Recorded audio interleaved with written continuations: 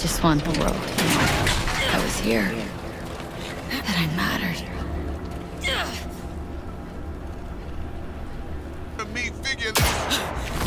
Between you and me, in confidence. I'm making this video because things are not okay. Not because they'll never be okay, but because right now, everything is awful and nothing will ever be good again. And that's okay.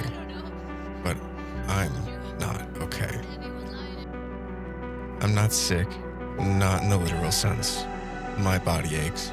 I haven't drank enough water and my head hurts from the stress, but I'm physically fine. There's this small mantra that some people tell themselves when they're overwhelmed by or overcome with emotions. It's really simple. Am I hungry? Am I thirsty? Am I hot? Am I cold? And they get to start at the top and address them one by one as sort of a way to ground themselves, to help them connect with what they need to do. But I'm not hungry, and I'm not thirsty, and I'm not hot or cold, but I am still suffering. In Cyberpunk 2077, there's this moment when you've just finished saving Rosalind Myers from clear death at the hands of the Barcast, and the two of you finally make it to a safe house for Rosalind to stay at while you look for help to get her out of Dogtown. In this dingy little safe house building, this literal run-down shack of an old apartment section, there's a window, or a balcony, or a hole, I guess. And every time I play, every time I get here, I stop. I don't know why, or even how it happened the first time, but it did. I was walking through the safe house, looking for items and considering my next move as V before heading out to find help. Combing the environment for storytelling clues, and then all of a sudden I was here at this opening, staring at Dogtown,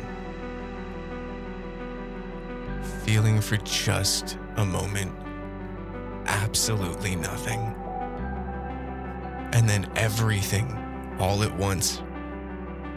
This view, the light, the gravity of the world below you, the energy of the movement, and the understanding that even with you way up here, staring down at the world you pretend like functions just for you, it doesn't.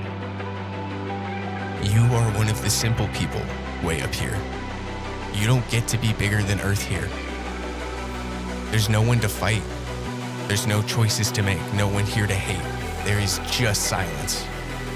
Silence and the understanding that even if you see yourself the same way your biggest critics do, that you are all of the things that are wrong with you.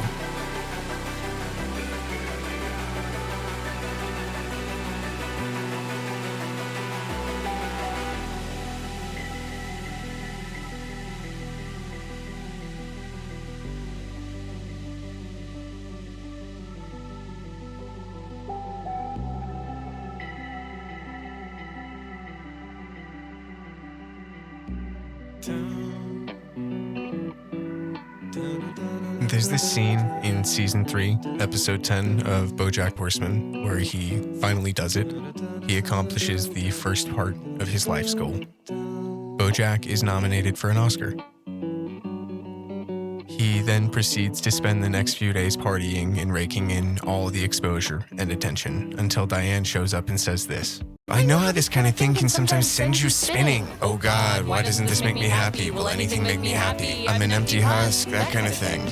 And BoJack responds by deflecting. He points out what he's achieved and the people that are here for him, to see him, to be around him, and then he tears her down. He asks her, what happened to you? You used to actually care about shit. And when she asks him if he can even name anyone at this party, he says, Tess. Lee. You're just looking at the Tesla. I don't know why it's so hard for you to believe that I could be happy. I'm not like you, okay? I don't fetishize my own sadness. The most broken man you can imagine. Someone so in love with self-destruction he can't go more than 10 hours without a media scare just said, I don't fetishize my own sadness. And he said it to the only person trying to help him. Diane responds appropriately to BoJack's berating by saying, "You know what's gonna happen? You're gonna win that Oscar, and you're gonna go up on that stage and give your little speech, and then you're gonna go home, and you're gonna be so miserable you'll wanna kill yourself, and you're gonna have nobody left to stop you."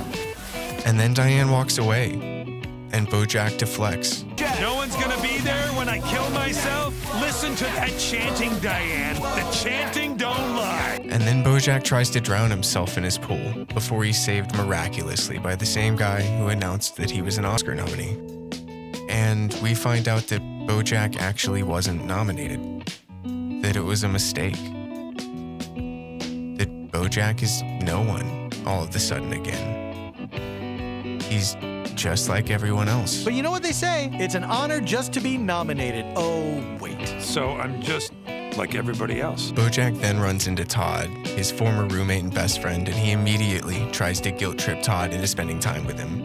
He says Todd owes him for not trying to get him into the Oscar nominees and for how much time he spent letting Todd live with him. He tries to tell Todd about how much he supported him. And Todd somehow finds out in this conversation that BoJack slept with Todd's sort of off and on again girlfriend. And that's when Todd snaps. Of course, here it comes. You can't keep doing this. You can't keep doing shitty things and then feel bad about yourself like that makes it okay. You need to be better. I know, and I'm sorry, okay? I was drunk, and there was all this pressure with the Oscar campaign. But now that it's over, I No, BoJack, just stop. You are all the things that are wrong with you. It's not the alcohol or the drugs or any of the shitty things that happened to you in your career or when you were a kid. It's you. All right? It's you. Fuck, man. The line that I think hits me the hardest from what Todd says here is, "You are all of the things that are wrong with you." That's such a monumentally deep line for Todd. For anyone, really. I think the statement, "you are all that is wrong with you," is nuanced in a way that not a lot of lines about self-reflection can be. If you take it at face value, it means that every flaw or anxiety that you have comes from a projection of who you are. And that's a thought process that could be damaging for anyone, honestly. But I think if you try to understand how Todd says it, not just what he says, you can feel the deep longing for BoJack to have done better. For himself, not for anyone else. You can hear in Todd's inflection that he's telling BoJack that if you are all the worst parts of you, then that means that you can change.